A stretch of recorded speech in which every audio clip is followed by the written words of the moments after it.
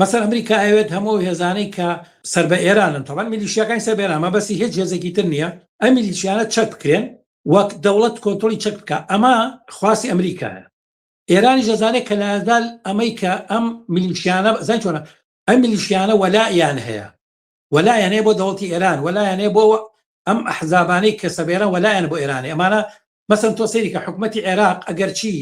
حکوومەتی عێراق نفوزی ئەساسی هەر هێزە شیعەکان و ئێرانن بەڵام لە تحقیق ئەم حکوومەتە لە سێ بەش پێکاتوە کوردەکانی تایە ناسوازمی کوردی تایە سونەکانی تایە و شیعەکانیشی تایە بۆیە یعنی حکوومەت دەتوانێت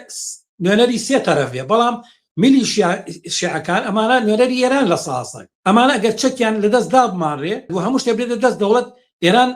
یعنی دەخالەتی لە عێراق کەمترە بێتەوە هەتا بەعزێ جار سەیری کە مەسەن بۆ نمونە ئەگەر ئێران بێت لە عێراق زەربەیەک لە ئەمریکا بات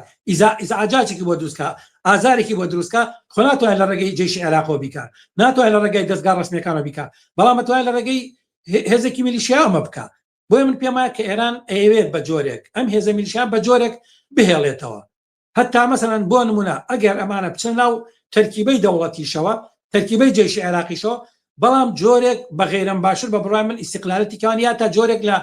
لە وجودێکیان هەبێ ئەو من پێمانەیە کە ئێران لەگەڵا بێ بە تەواوی ئەم هێزانە هەڵوەشێنمە بەسم میلیشیا چەکدارەکانە بەڵام مەسەن منفیش نییە کەمانە بچ ناو دەوڵەت و بەدەنەی جێشی عێراقیەوە بەڵام سەرنجام لەر کاتێکا دەوڵەتی عێراق ئێران بێت ڕێگەمانە بتوانکو گروپی تایبەت ئیشی خوان بکەن